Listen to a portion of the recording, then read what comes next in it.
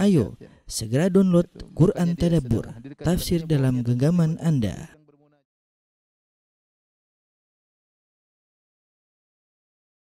Bismillahirrahmanirrahim. Assalamualaikum warahmatullahi wabarakatuh.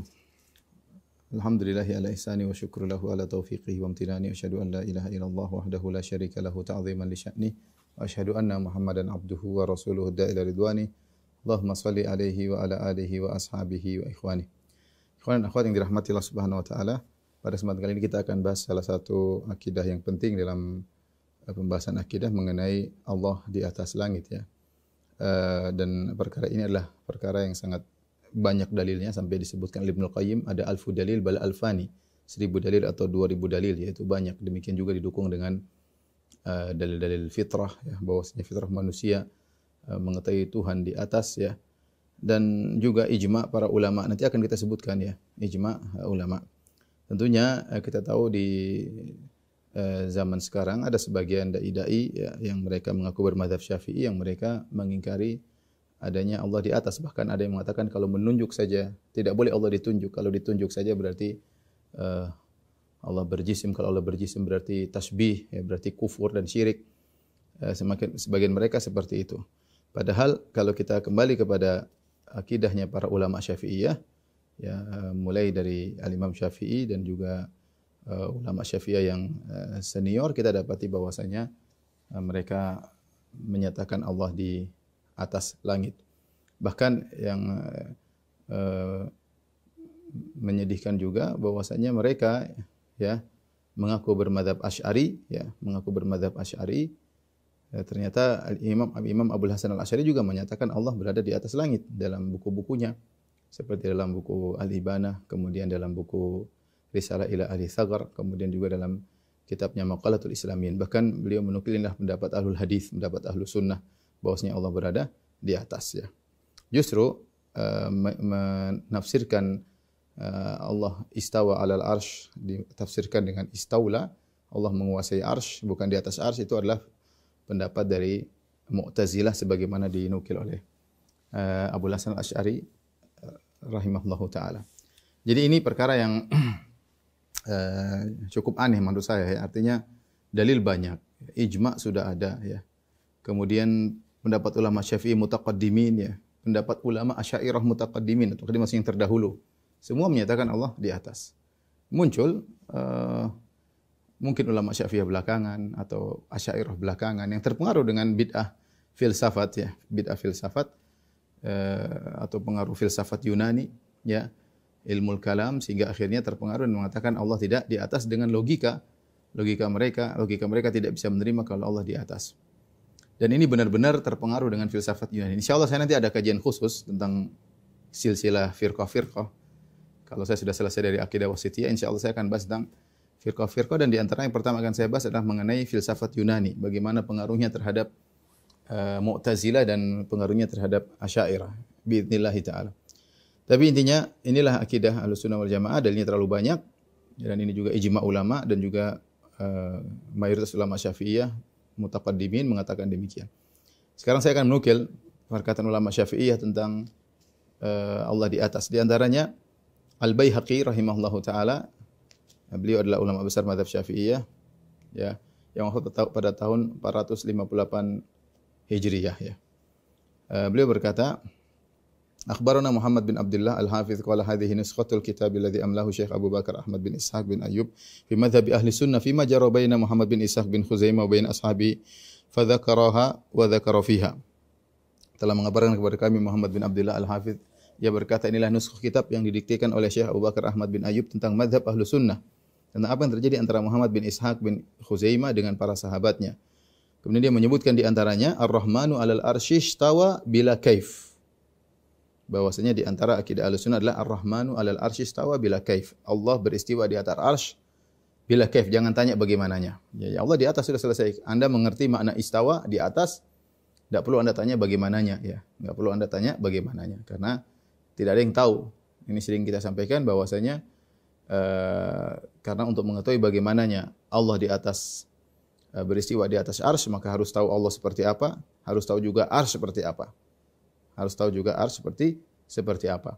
Dan ini penting, ikhwan dan akhwat yang rahmatillah subhanahu wa ta'ala. Kalimat istawa, ya, maknanya adalah ala, sebagaimana dinukil oleh Imam Bukhari dari sebagian salaf, maksudnya ala atau wartafa, di atas.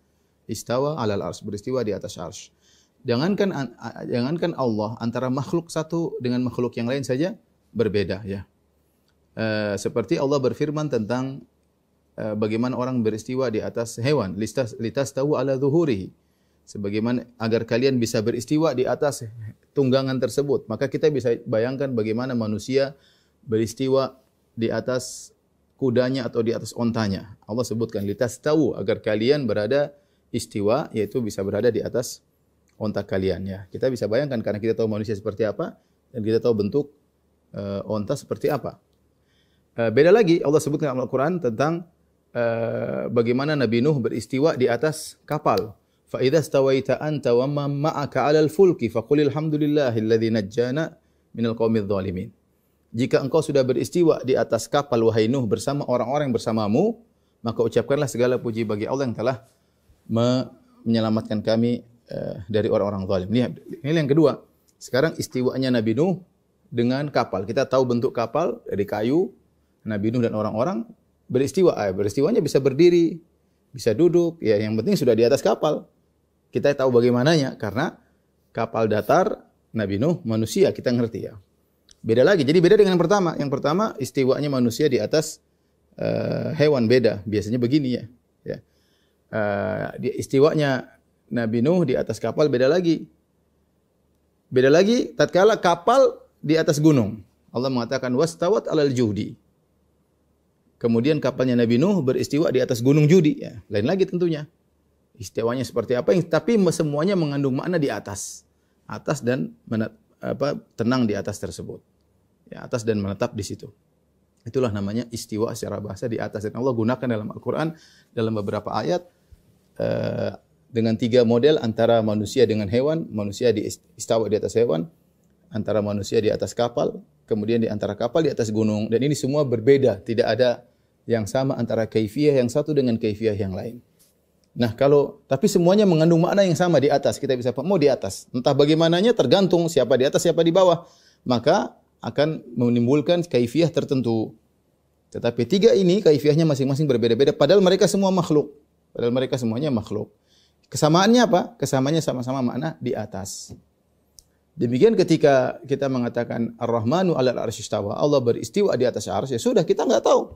Kita enggak tahu arsy seperti apa, kita enggak tahu Allah seperti apa. Sudah selesai. Tapi kita tahu maknanya di atas. Maknanya di atas. Entah kita tidak tahu bagaimana yang di atas dan bagian di bawah, tapi kita tahu istawa maknanya di atas. Istawa maknanya di atas. Makanya disebutkan Ar-Rahmanu 'alal arsy istawa, Ar-Rahman 'alal arsy istawa.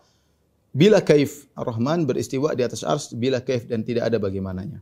Ini mengingatkan kita bagaimana ketika Imam Malik ditanya oleh seorang, dia mengatakan Ar-Rahmanu 'alal arsy istawa. Ya Imam Malik, Ar-Rahman 'alal arsy istawa kita sudah ngerti maknanya.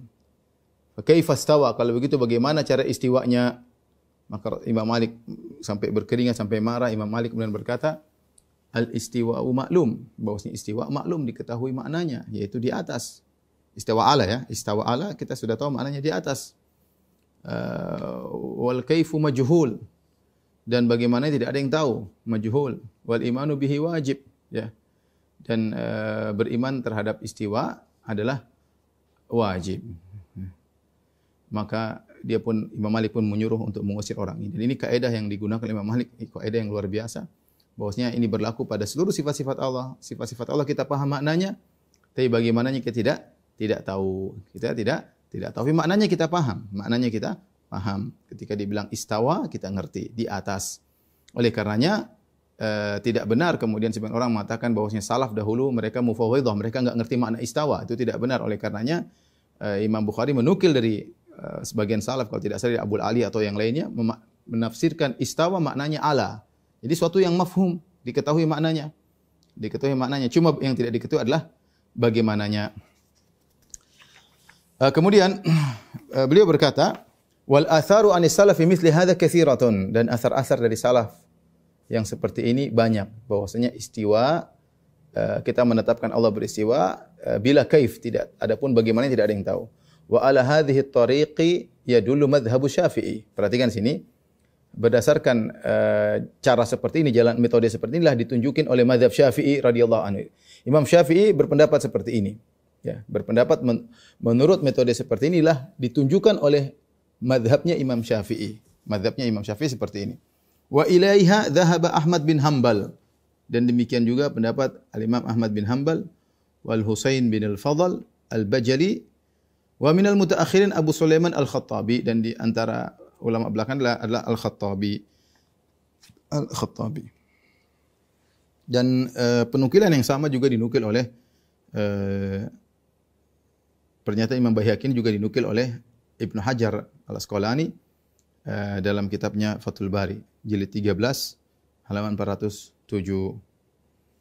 Kemudian juga Al-Imam Syafi'i menukil dari Imam Baihaqi menukil dari Imam Syafi'i tentang persyaratan budak yang ingin dimerdekakan harus beriman.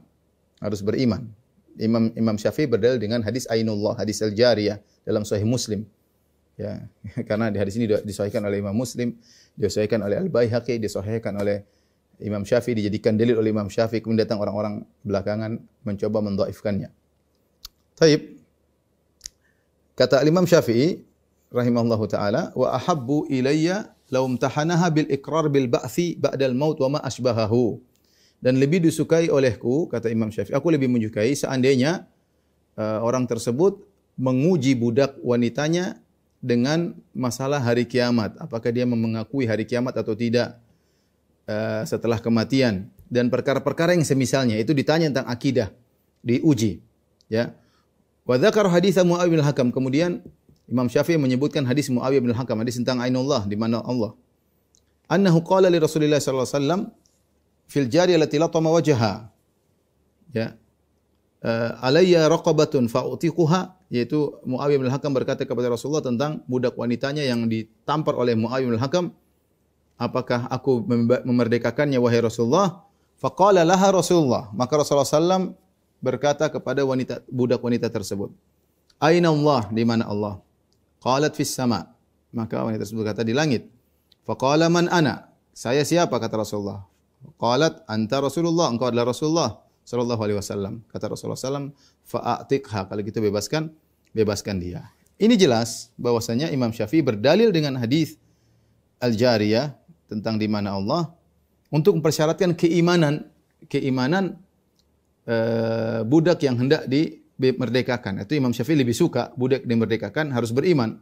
Budak dimerdekakan beriman. Ini disukai oleh Imam Syafi'i rahimahullahu taala dengan dites imannya. Tidak mesti bertanya aina Allah, tetapi masalah keimanan. Tapi yang menjadi perhatian kita, Imam Syafi'i berdalil dengan hadis ini untuk mengambil istimbat bahwasanya hendaknya menguji keimanan wanita tersebut atau budak tersebut. Ya, sehingga untuk dimerdekakan diuji terlebih dahulu, ya. Ini jelas bahwasanya Imam Syafi'i membenarkan hadis tersebut dan menyatakan bahwasanya Allah di ataslah bagian daripada keimanan. Kemudian Al-Baihaqi rahimahullahu taala mengomentari nukilan tersebut, kemudian berkata, "Tsumma makna qaulihi fil kitab man fis sama." Kemudian makna firman Allah dalam Al-Qur'an man fis sama, amintum man fis sama, misalnya, apa kalian merasa aman dari yang di langit? Artinya man fauqas sama, yaitu siapa yang di atas langit. Fi maksudnya fauq. Man fis sama artinya man fauqas sama. Jadi jangan disangka Allah di dalam langit, tidak, tapi fauqas sama, ya. Allah di atas langit, ya. Dan ini seperti perkataan Fir'aun fi judhu'in nakhl, ya, fi di atas, fi maknanya fauq, ya. Seperti fasiru fil ardi, berjalanlah bukan kaki masuk di tanah, tapi fil ardi maksudnya di atas bumi. Jadi fi terkadang maknanya fauq, di atas. Seperti aamintum man fis sama, apa kalian merasa aman dari Allah yang di langit, maksudnya yang di atas langit. Kama qala, kenapa kita artikan di atas? Sebagaimana firman Allah, kata Al-Baihaqi, Ar-Rahmanu 'alal arsy istawa. Allah berada di atas arsy. Wa kullu ma 'ala fa huwa sama. Semua yang di atas namanya sama secara bahasa. Sama. Wal arsyu a'la samawat. Dan arsy adalah yang paling tinggi daripada yang tinggi. Fahuwa 'alal arsy kama akhbar. Dan Allah berada di atas arsy sebagaimana Allah kabarkan, bila kaif, tanpa bagaimananya. Ba'inun min khalqihi, terpisah dari makhluknya. Ghairu mumasin min khalqihi, tidak menyentuh makhluknya. Jelas sekali Imam Baihaqi menyatakan Allah di atas arsy dan Allah terpisah dari arsy dan Allah tidak menyentuh arsy, tapi Allah di atas arsy. Bisa, Allah tidak menyentuh arsy, Allah di atas arsy, Allah tidak butuh kepada arsy. Keberadaan Allah di atas bukan berarti butuh kepada arsy. Tidak seperti perkataan Ar-Razi dan yang lainnya, yang ulama Syafi'iyah belakangan yang mengatakan kalau Allah di atas arsy berarti Allah butuh arsy, berarti Allah nempel sama arsy. Kalau arsy jatuh, Allah ikut jatuh. Berarti Allah lebih kecil dari arsy, berarti arsy menaungi Allah. Ini semua adalah logika yang salah. Sering saya sampaikan, tidak berarti yang di atas itu lebih butuh kepada yang di bawah, dan tidak berarti yang di atas lebih kecil daripada yang di bawah. Lihatlah langit dan bumi, langit lebih di atas daripada bumi. Ternyata langit lebih lebar daripada bumi, dan ternyata langit tidak butuh bumi. Ternyata langit tidak butuh bumi. Kalau antara langit dan bumi, antara makhluk dan makhluk saja bisa kita tahu ada yang di atas lebih besar daripada yang di bawah, yang di atas tidak butuh kepada yang di bawah, apalagi antara Khalik dengan makhluk, antara Allah dengan makhluknya. Ini jelas. Ada riwayat dari Imam Syafi'i, jelas beliau berkata, tetapi riwayat ini sanadnya perlu diperiksa kembali karena perawinya yang namanya Abul Hasan Al-Hakari yang bermasalah ya. Kemudian juga dalam riwayat yang sanad yang lain Abu Muhammad Al-Maqdisi, ini saya tidak tahu, saya belum cek sanadnya bagaimana status Abu Muhammad Al-Maqdisi. Ada riwayat Imam Syafi'i berkata tentang tsumma stawa 'alal arsy ya. Kemudian Imam Syafi'i berkata juga Ar-Rahmanu 'alal arsy istawa, yaitu Imam Syafi'i mengakui hal tersebut. Kemudian Imam Syafi'i juga berkata wa annahu yahbitu kulla lailatin ila sama'id dunya. Bahwasanya Allah turun ke langit ini setiap malam. Kaifa syaa, terserah bagaimana Allah yang Allah kehendaki, bi khabari Rasul sallallahu alaihi wasallam, berdasarkan hadis Rasulullah sallallahu alaihi wasallam. Uminu bir ru'ya kama jaa fil hadis, dan aku beriman dan melihat Allah sebagaimana dalam hadis. Ini riwayat perkataan nas Imam Syafi'i, seandainya sanadnya sahih maka selesai. Ya, tetapi sanadnya memang harus diperiksa kembali, ada perawi yang bermasalah seperti Abu Hasan Al-Hakari. Adapun Abu Muhammad Al-Maqdisi karena datang dalam dua sanad, dari sanad Abu Hasan Al-Hakari dalam jalur yang dari Muhammad Al-Maqdisi, ini perlu dicek kembali. Kalaupun riwayatnya dhaif, tadi kita sudah bawakan bagaimana Imam Syafi'i berdalil dengan hadis Al-Jariyah. Itu kalau itu sahih datang dari Imam Syafi'i. Imam Syafi'i berdalil dengan hadis Al-Jariyah untuk agar budak yang ingin dimerdekakan diuji keimanannya, Tetapi riwayat ini dinukil oleh ulama Syafi'iyah seperti dinukil oleh Az-Zahabi, kemudian dinukil oleh Al-Barzanji ya, tentang perkataan Imam Syafi'i rahimahullahu taala tersebut. Taruhlah riwayat ini dhaif pun tidak jadi masalah karena kita sudah mendapatkan riwayat yang sahih dari Imam Syafi'i sebagaimana dinukil oleh Al-Baihaqi. Taib, ulama-ulama Syafi'i yang lain yang menjelaskan bahwasanya Allah di atas, di antaranya Al-Imam Ibnu Khuzaimah yang wafat 311 Hijriah, awal abad keempat. Dan Ibnu Khuzaimah ini bukan sembarang ya. Dia yang punya Sahih Ibnu Khuzaimah, ahli hadis yang Imam Nawawi mengatakannya dengan Imamul A'immah. Imam Nawawi menggelarinya dengan imamnya para imam. Ya, imamnya para imam ya. Ibnu Khuzaimah berkata, wa qalat Aisyah radhiyallahu anha subhana man wasi'a sam'uhu al-aswad. Aisyah berkata, Maha suci Allah yang pendengarannya meliputi segala suara. Fasami Allahu azza wa jalla kalamal mujadilah wa huwa fawqa sab'i samawat. Allah ternyata mendengar perkataan wanita yang mengeluhkan suaminya kepada Nabi, padahal Allah berada di atas langit yang 7. Mustawin al arsyihi, bersiwa di atas arsy-Nya. Wa qad khafiya ba'du kalamiha ala man hadaraha wa qaruba minha. Padahal orang yang hadir peristiwa tersebut dan dekat tidak dengar, tapi Allah di atas langit yang 7 dengar. Dan ini dalil Ibnu Khuzaimah berdalil dengan perkataan Aisyah, perkataan salaf. Ya, dan perkataan salaf banyak ya. Seperti perkataan Zainab bintu Jahsyin berbangga di hadapan istri Nabi yang lain. Zainab berkata, "Zawwajakunna ahalikunna wa zawwajani Allah min fawqi sab'i samawat." Kalian dinikahkan oleh wali-wali kalian wahai istri Nabi yang lain, adapun aku Zainab bintu Jahsyin, aku dinikahkan oleh Allah dari atas langit yang 7, min fawqi sab'i samawat. Itu dengan turunnya ayat Al-Qur'an dalam surat Al-Ahzab. Falamma qada Zaidun minha wataran zawwajnakaha. Ketika Zaid sudah menceraikan Zainab bintu Jahsyin, Zaid bin Harithah, maka kami nikahkan engkau wahai Muhammad dengan Zainab. Perkataan salaf banyak, perkataan Abu Bakar, perkataan para salaf, para sahabat ya. Kemudian setelah beliau menukil perkataan Aisyah, Ibnu Khuzaimah menukil perkataan Aisyah radhiyallahu anha, kemudian beliau mengomentari hadis Nabi.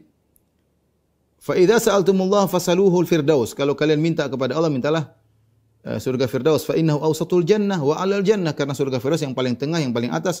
Wa fawqahu arsyur rahman, di atas surga Firdaus adalah arsy Allah. Ya. Setelah itu beliau berkata, fal khabaru yusarrihu anna arsy rabbina jalla wa 'ala fawqa jannatihi. Maka hadis menunjukkan bahwasanya arsy Rabb kita berada di atas surganya. Wa qad a'lamana jalla wa 'ala annahu mustawin 'ala arsyihi, dan Allah telah memberitahukan kepada kita bahwasanya Allah beristiwa di atas arsy-Nya. Fa khaliquna 'alin fawqa arsyihi, dan pencipta kita berarti berada di atas arsy-Nya, alladzi huwa fawqa jannatihi, yang arsy-Nya berada di atas surganya. Kemudian beliau berkata, fatilkal akhbaru kulluha dalatun ala annal khaliqal bari fawqa sab'i samawatihi. Ini semua dalil menunjukkan bahwasanya Allah sang pencipta berada di atas langit yang 7. La ala ma za'amatul mu'attilah, bukan sebagaimana perkataan orang-orang mu'attilah, anna ma'budahum huwa ma'ahum fi manazilihim, bahwasanya Tuhan mereka di mana-mana, bahkan di rumah-rumah mereka. Ini jadi ulama Syafi'i yang lain yang mengatakan Allah di atas. Di antaranya Abu Bakar Ahmad bin Ishaq bin Ayyub As-Subghi Asy-Syafi'i, wafat 342 Hijriah. Ya. Beliau juga mengatakan bahwasanya Allah di atas. Beliau berkata, qad tada'ul arabu fi mawdi'a ala. Terkadang orang Arab meletakkan kata fi dengan maknanya ala, di atas, ya. Di dimaknakan atas. Allah berfirman contohnya, fasihu fil ardi, berjalanlah kalian di bumi, maksudnya di atas bumi, bukan kaki masuk di tanah. Wa qala la usallibannakum fi judhu'in nakhli. Berkata Firaun, Allah nukil dalam Al-Qur'an, sungguh aku akan menyalib kalian di pangkal korma, bukan maksudnya dalam pangkal korma, tapi di atas pangkal korma. Wa ma'nahu 'alal ardi wa 'alan nakhli, yaitu di atas bumi dan di atas korma. Fakadzalika qaulu, demikian juga firman Allah, fis sama. Allah di atas langit, di langit maksudnya alas sama, maksudnya alal arsy fawqa sama, di atas ars, di atas langit. Kama sahatil akhbaru anin Nabi sallallahu alaihi wasallam, sebagaimana dalil yang sahih datang dari Nabi sallallahu alaihi wasallam. Ini juga dia mengatakan bahwasanya Allah di atas. Demikian juga As-Sabuni, Abu Utsman As-Sabuni, wafat 449 Hijriah. Al-Baihaqi telah memuji As-Sabuni dengan berkata, Imamul Muslimin haqqan, dia adalah imam kaum muslimin yang sungguhnya. Wa Syekhul Islam sidqan, dia adalah Syekhul Islam yang benar. Ya. Kemudian wa ahlu asrihi kulluhum mudha'inuna li'uluwi sya'nihi. Ya, bahwasanya orang penduduk di zaman dia mengakui ketinggian kedudukannya. Taib. Intinya dia berkata, wa husnil i'tiqad, ya, Al-Baihaqi memuji orang ini punya akidah yang baik. Wa kasratil ilmi, dan ilmu yang benar, waluzumi tariqati salaf, dan dia mengikuti jalan para salaf. Taib. Apa perkataan Abu Utsman As-Sabuni? Beliau berkata, ya'taqidu ashabul hadis. Dia punya buku judulnya Aqidatu Ashabil Hadis, Aqidatu Salaf Ashabil Hadis, tentang akidah para salaf ashabul hadis. Buku tentang akidah khusus, menukil pendapat para salaf ashabul hadis. Ya'taqidu ashabul hadis wa yashhaduna anna Allah subhanahu fawqa sab'i samawatihi. Ashabul hadis menyaksikan bahwasanya Allah berada di atas langit yang 7. Ala arsyihi mustawin, beristiwa di atas arsy-Nya. Kama nataqa bihi kitabu, sebagaimana diucapkan oleh Al-Qur'an, ya. Demikian juga yang berpendapat Allah di atas adanya Al-Baghawi, ahli tafsir yang masyhur, yang wafat 516 Hijriah, ya. Beliau juga berpendapat bahwasanya Allah di atas. Dalam tafsir beliau berkata, wa awwalatil mu'tazilatu al-istiwa bil istila. Kata beliau, orang-orang Mu'tazilah mentakwil istiwa dengan maknanya istila, menguasai, bukan di atas. Wa amma ahlus sunnah, adapun ahlus sunnah fayaqulun al-istiwa 'alal arsy sifatun lillahi ta'ala bila kaif. Adapun istiwa di atas arsy merupakan sifat Allah, tidak diketahui bagaimananya. Yajibu 'ala rajulil imanu bihi. Hendaknya wajib bagi seorang untuk beriman kepadanya, wa yakilul ilma fihi ila Allah. Adapun bagaimananya serahkan ilmunya kepada Allah Subhanahu wa taala. Demikian juga Abul Qasim Ismail Al-Asbahani Asy-Syafi'i, wafat 535 Hijriah. Dalam kitabnya Al-Hujjah fi Bayanil Mahajjah. Fadlun fi bayani annal arsya fawqa samawati wa anna Allah azza wa jalla fawqal arsy. Penjelasan bahwasanya arsy berada di atas langit dan Allah berada di atas arsy. Dan demikianlah para ulama Syafi'iyah, ya. Ada lagi yang lain sampai Ibnu Salah. Orang yang pakar ahli hadis tentu tahu siapa Ibnu Salah. Wafat 643 Hijriah. Beliau berkata, ya sebagaimana kasidah sunnah yang apa namanya dia nukil dari Al-Karkhi. Al-Karkhi wafat 532 Hijriah membuat suatu qasidah atau syair dengan bunyinya aqidatu ashabil hadithi faqad samad bi arbabi dinillahi asnal maratibi. Akidah para ashabul hadis telah tinggi ya mengangkat para ulama di tempat yang martabat yang tinggi. Aqaiduhum annal ilaha bidzatihi ala arsyihi ma ilmihi bil ghawaibi. Akidah mereka ashabul hadis bahwasanya Allah dengan zatnya berada di atas arsy, meskipun zat Allah berada di atas arsy, ma ilmihi bil ghawaib, adapun ilmunya meliputi segala sesuatu termasuk perkara-perkara yang gaib yang tidak kelihatan semuanya. Jadi meskipun di atas ilmunya meliputi segala sesuatu. Ibnu Shalah kemudian mengomentari hadis tersebut dengan berkata, ini adalah akidah ahlus sunnah ashabul hadis. Jadi inilah ya akidah para ulama Syafi'iyah. Ya, saya tidak menukil mazhab yang lain. Ya.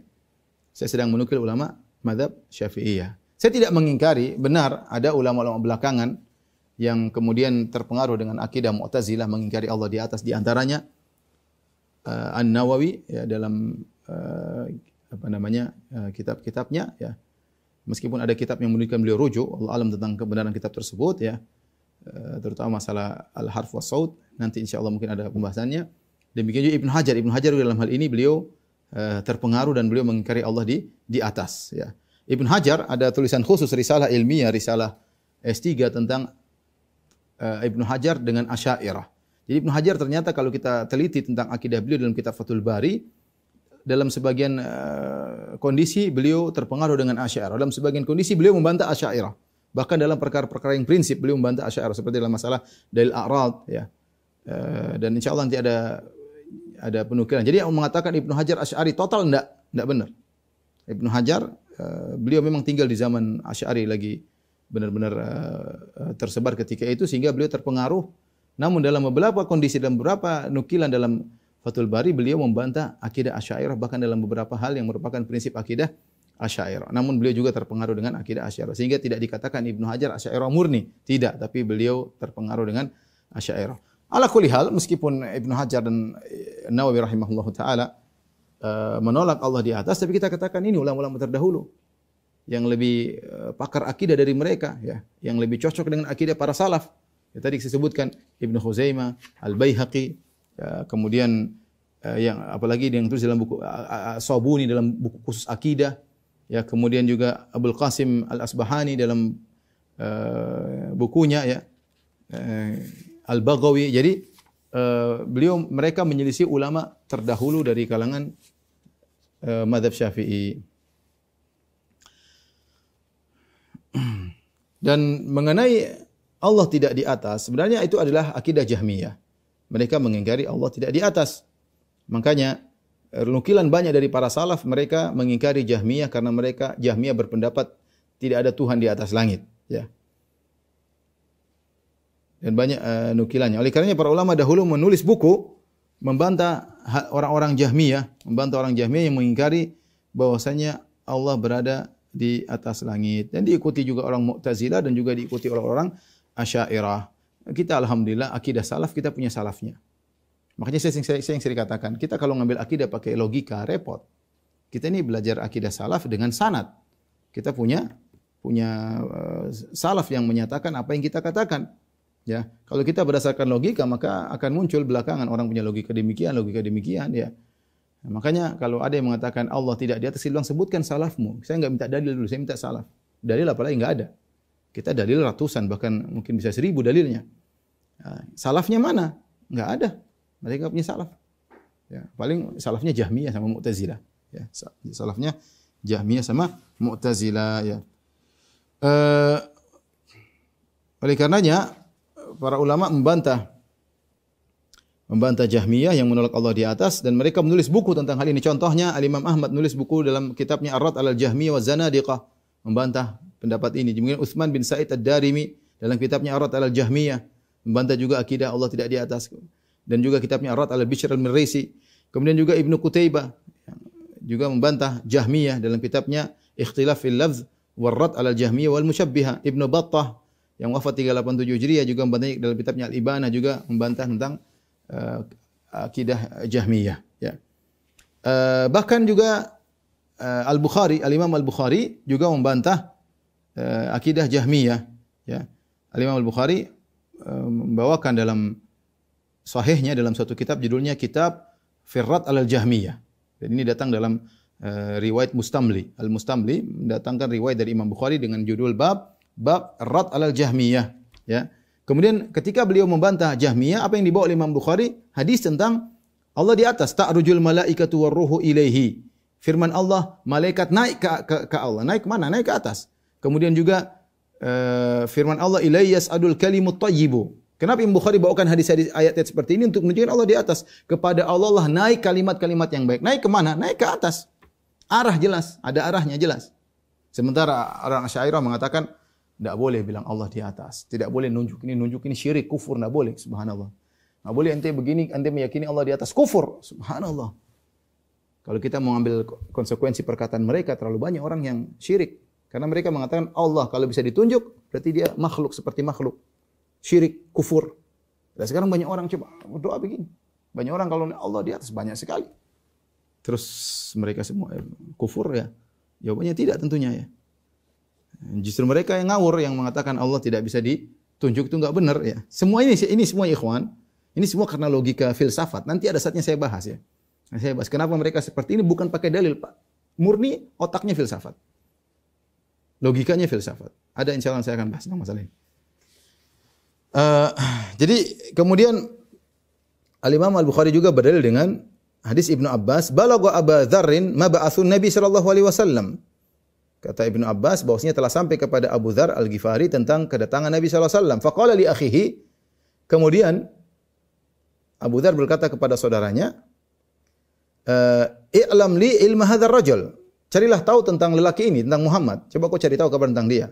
Alladzi yaz'umu annahu ya'tihi al-khabaru minas sama'. Yang dia menyangka bahwasanya kabar dari langit datang kepadanya. Ya dari Allah Subhanahu wa taala. Ini jelas Imam Bukhari membantah orang yang mengatakan Allah tidak di atas dengan membawakan ayat-ayat yang menunjukkan Allah di atas dan membawakan hadis yang menunjukkan Allah di atas, ya. Nah, sebagian orang mengatakan Imam Bukhari bermadzhab Syafi'iyah. Kalau Imam Bukhari bermadzhab Syafi'iyah, kita bawakan perkataan Imam Bukhari juga berarti termasuk perkataan Imam madzhab Syafi'i. Selesai, semakin memperkuatkan kita. Ya. Oleh karenanya Al-Dzahabi ketika mengomentari pernyataan Imam Bukhari tersebut, ya, Imam Al-Dzahabi berkata, haditsun akhrajahu Al-Bukhari fi kitabih Rad al-Jahmiyah min sahih fi babi qawlihi ilayya yas'adul kalimut thayyib an Ibni Abbas qala balagha Abu Dzar ma ba'atha Nabi sallallahu alaihi wasallam faqala li akhihi ilam li ilma hadzal rajul alladhi yaz'umu annahu ya'tihi al-khabaru minas sama'. Ya.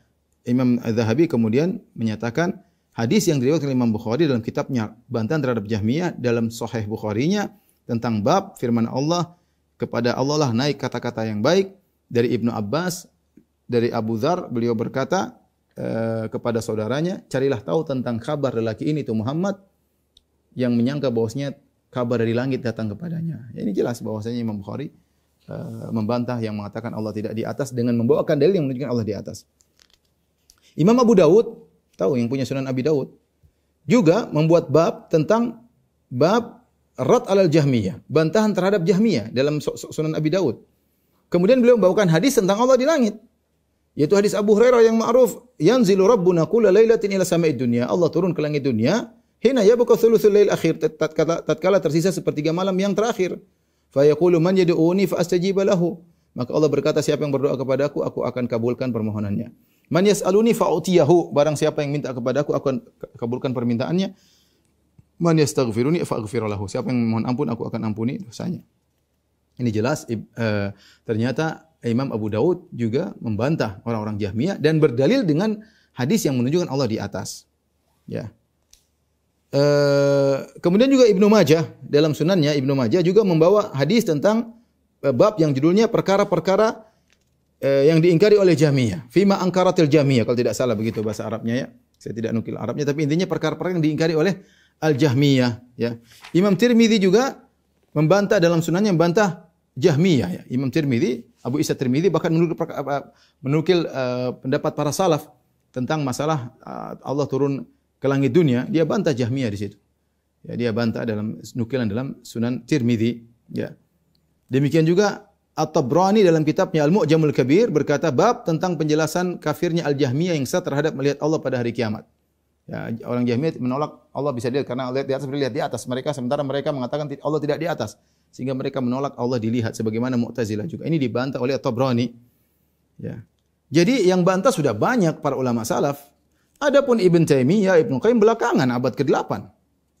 Muhammad bin Abdul Wahhab, ulama-ulama belakangan itu belakang sudah dibantah sejak awal mazhab Jahmiyah ini. Dibantah oleh para salaf ya. Abad kedua sudah dibantah, abad ketiga sudah dibantah, abad keempat sudah dibantah. Para ulama belakangan hanya sekedar mengikuti para salaf dalam bantah Jahmiyah.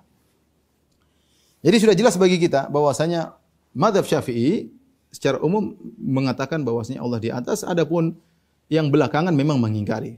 Tapi kita bilang yang benar adalah ulama Syafi'i yang terdahulu, apalagi sesuai dengan perkataan para ulama salaf, apalagi didukung dengan dalil yang sangat banyak. Tapi kita sebutkan dalil-dalil yang menunjukkan Allah di atas ya. Yang pertama, dalil fitrah. Dalil fitrah jelas bahwasanya semua orang mengatakan Allah di atas. Ini sering saya sampaikan dalam kajian saya. Tidak ada orang mengatakan kita serahkan kepada yang tidak bisa ditunjuk, enggak ada. Kalau ada masalah mereka bilang kita serahkan kepada yang di atas. Kalau yang di atas sudah mentakdirkan mau bagaimana lagi? Orang-orang awam mengatakan demikian. Orang awam yang enggak pernah ngaji juga mengatakan demikian.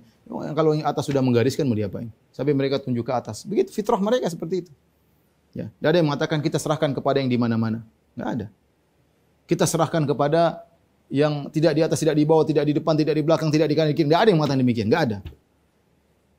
Kalau ada ustadz bilang begitu, kita serahkan urusan kita seluruhnya kepada yang tidak di atas, tidak di bawah, tidak di kanan, tidak di kiri. Ustaz, ente waras. Orang pasti heran ada ustaz ngomong begitu. Tapi kalau ustaz itu mengatakan kita serahkan kepada yang di atas, ada yang menyelisih?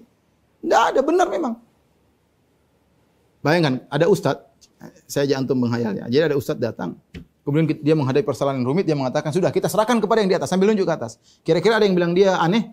Kira-kira ada yang bilang dia kufur? Tidak ada. Orang awam semua mengatakan, ya, enggak ada. Sesuatu yang tidak aneh, biasa.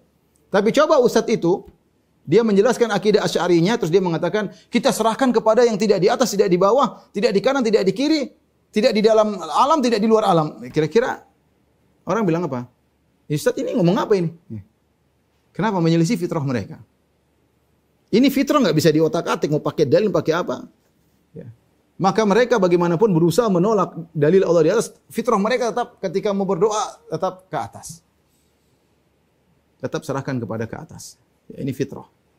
Ya, belum lagi kalau kita bicara dalil. Dalil sangat banyak. Kata Ibnu Qayyim, alfa dalilin bal alfani, bak 1000 dalil atau 2000 dalil. Saya sebutkan sebagian saja. Seperti Allah berfirman, yakhafuna rabbahum min fawqihim. Para malaikat takut kepada Rabb mereka yang berada di atas mereka. Min fawqihim itu berada dari atas mereka. Ya. Dan ini sudah sangat jelas bahwasanya kalau ada kalimat min fawq berarti arah dari atas. Dari atas. Beda kalau saya mengatakan adz-dzahabu fawqal fiddah. Emas di atas perak. Mungkin maksudnya di atas maksudnya kualitas. Adz-dzahabu fawqal fiddah. Emas di atas perak. Tapi kalau saya mengatakan adz-dzahabu min fawqil fiddah, ada tambahan min, berarti maksudnya dari arah. Emas letaknya di atas perak ya. Ini seperti firman Allah, yakhafuna rabbahum min fawqihim, yaitu para malaikat yang berada di langit, mereka takut kepada Allah yang di atas mereka. Malaikat sudah di langit, takut kepada Allah yang di atas mereka, berarti Allah di atas mereka, di atas langit. Ini jelas sekali dalilnya.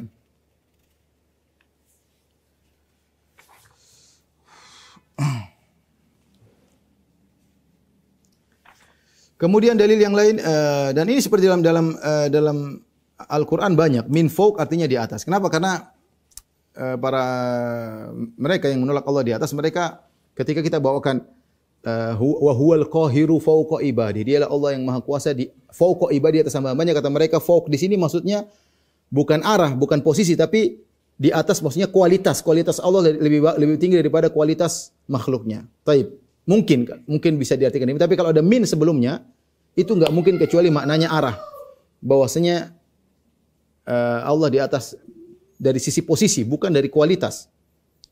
Karena dalam bahasa Arab, min fawq tidak mungkin diartikan dengan kualitas. Karena ada min.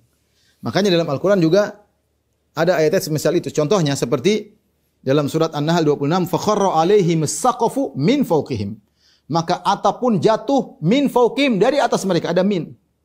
Jadi min fawq artinya atap jatuh menimpa mereka, di atas mereka. Kemudian juga seperti dalam firman Allah surat Al-Ankabut ayat 55, yauma yakhshahumul adzabu min fawqihim, ketika azab meliputi mereka dari atas mereka, min fawq. Enggak bisa ditakwil. Wa min tahti arjulim, dan juga azab dari bawah kaki mereka. Jelas enggak bisa kita katakan fawq di sini adalah kualitas, benar-benar posisi. Demikian juga ketika Allah berbicara tentang azab kepada para penghuni neraka, Allah mengatakan lahum min fawqihim dhulalun minan nar. Bahwasanya lapisan-lapisan api min fawqihim, dari atas mereka. Wa min tahtihim dhulal, dan juga dari bawah mereka. Kumpulan lapisan-lapisan api mengepung mereka dari bawah. Sini kalimat min fawq, semua ulama bahasa sepakat artinya dari atas, maksudnya dari sisi posisi. Makanya ketika Allah berfirman tentang malaikat, yakhafuna rabbahum min fawqihim. Malaikat yang di langit takut kepada Rabb mereka, min fawqihim, dari atas mereka, berarti Allah posisinya di atas para malaikat. Dalil yang lain bahwasanya Allah di atas, seperti Allah mengatakan kalimat kata al-uruj atau su'ud yang artinya naik. Kata Allah Subhanahu wa taala, ta'rujul malaikatu war-ruhu ilaihi. Malaikat, para malaikat dan Jibril naik kepada Allah. Namanya naik pasti dibawa ke atas. Ya. Bahasa apapun, bahasa Jawa, bahasa Bugis, bahasa Londo, namanya naik itu dibawa ke atas. Di sini Allah mengatakan malaikat, para malaikat dan Jibril naik ke Allah. Jelas berarti ke atas. Ya. Kemudian juga dalam hadis, ya, itu dalam ayat, dalam hadis sama, ilaihi yas'adul kalimut thayyibu. Kepada Allah lah naik kalimat-kalimat yang baik, diterima oleh Allah, naik ke atas. Ya. Contohnya dalam hadis dalam Sahih Bukhari, kata Nabi sallallahu alaihi wasallam, ya, yata'aqabuna fikum malaikatun bil-lail wa malaikatun bin-nahar. Bahwasanya malaikat siang dan malaikat malam bergantian mengawasi kalian. Wa yajtami'una fi salatil asr wa salatil fajr. Namun mereka ketemu ketika mau pergantian shift, mereka ketemu ketika salat subuh dan salat asar. Tsumma ya'rujul ladzina batu fikum. Maka yang tadi malam bermalam kepada kalian malaikat ya'ruju, naik kepada Allah Subhanahu wa taala, naik. Kemudian laporan. Allah berkata, "Kaifa taraktum ibadi?" Bagaimana kalian tinggalkan hamba-hambaku? Ya, berarti mereka laporan ke atas, naik ke mana? Ketemu Allah Subhanahu wa taala, ya. Ya. Contoh tadi ayat yang lain, ilayyas adul kalimut thayyibu, kepada Allah lah naik kalimat-kalimat yang baik, itu amal saleh. Wal amalu saleh yarfa'u, dan amal saleh Allah angkat. Ya. Makanya dalam hadis banyak kalau seorang melakukan kemaksiatan seperti 3 orang yang salatnya tidak naik di atas kepala mereka, tidak diterima. Kalau naik berarti diterima oleh Allah Subhanahu wa taala, ya. Ini ayat. Taib, dalam hadis Rasulullah sallam pernah ditanya, ya. Ya Rasulullah, ala lam araka tasumu syahran minasyuhur ma tasumu min Sya'ban. Aku melihat engkau berpuasa di bulan-bulan lain tidak seperti kau berpuasa di bulan Sya'ban. Kenapa ya Rasulullah? Qala dzalika syahrun yaghfulun nasu anhu baina Rajabin wa Ramadan. Itu bulan yang orang sering lalai, letaknya antara bulan Rajab dan Ramadan. Wa huwa syahrun turfa'u fihi al-a'mal. Dan dia adalah bulan di mana amalan diangkat ila Rabbil alamin, diangkat kepada Allah Subhanahu wa taala. Fa uhibbu an yurfa amali wa ana shaim. Dan aku ingin amalanku diangkat sementara aku dalam kondisi berpuasa, ya. Taib, juga di antara dalil yang menunjukkan Allah di atas, itu Allah menjelaskan bahwasanya Allah mengangkat sebagian makhluknya kepada Allah. Seperti firman Allah, barrafa'ahu Allahu ilaihi. Bahkan Allah mengangkat Nabi Isa ke Allah. Coba, angkat Nabi Isa ke Allah. Apa ada angkat ke bawah? Apa ada angkat kemana-mana? Angkat dia ke atas, jelas. Ya, makanya saya bilang kalau orang menolak Allah di atas, dia harus takwil ini semua. Jadi Al-Quran isinya ayat-ayat takwil doang. Ini ayat banyak sekali. Hadis banyak sekali mau ditakwil seluruhnya. Apa Nabi enggak bisa ngomong lebih fasih daripada ini? Apakah Allah tidak bisa ngomong lebih fasih kalau ternyata Allah tidak di atas? Kenapa Allah bikin teka-teki seperti ini? Ya. Jelas sekali, ini mau ditakwil lagi. Ya. Allah mengatakan, "Wa ma qataluhu wa ma salabu." Mereka tidak bunuh Nabi Isa, mereka tidak salib Nabi Isa. Bar rafa'ahu Allah ilaih. Kenapa tidak disalib? Tidak, karena Nabi Isa diangkat. Angkat ke mana? Ke Allah. Terus coba boleh tafsiran bagaimana? Oh, tidak diangkat terus ditangkap sama orang Yahudi maksudnya. Tidak diangkat terus ditangkap. Terus kemana kalau gitu? Diangkatnya ke atas biar selamat. Kemudian juga di antara dalil bahwasanya Allah di atas, Allah mensifati dengan Dia Maha Tinggi, wa huwal aliyyul azim. Dialah Allah yang Maha Tinggi. Dan subhanallah ada sebagian dai yang selalu semangat menolak Allah di atas Kemudian ketika dia menafsirkan tentang surat di ayat kursi terakhir wa huwal aliyul azim, tangannya ke atas, wa huwal aliyul azim. Sebenarnya saya lihat sendiri. Ya. Dan dialah Allah yang maha tinggi dan maha agung. Ya. Karena dia beda antara tinggi dan agung. Mereka biasanya kalau ada kalimat Allah maha tinggi, mereka tafsirkan dengan tinggi kualitas. Tinggi kualitas maksudnya Allah maha agung. Tapi ini Allah gabungkan. Wa huwal aliyul azim. Sekarang Ali maha tinggi, mau ditafsirkan apa? Kalau tinggi kualitas sudah diwakili dengan azim. Maha agung. Wa huwal ali diantaranya ketinggian zat Allah. Dan buktinya ketika dia menafsirkan ayat kursi, dia mengatakan wa huwal aliyul azim. Itu di atas. Allah maha tinggi dan maha agung. Dan di antara nama Allah adalah Al-Ali, maha tinggi. Contoh lagi dalil bahwasanya Allah di atas adalah Allah menjelaskan bahwasanya Al-Quran turun dari Allah. Tanzilul kitabi. Al-Quran turun minallah, dari Allah. Ya, turun dari atas ke bawah. Berarti Allah di atas. Tanzilum minar rahmanir rahim. Al-Quran turun dari Allah yang maha pengampun lagi maha penyayang. Tanzilum min hakimin hamid. Al-Quran itu turun dari Allah yang maha bijak dan maha terpuji. Ya.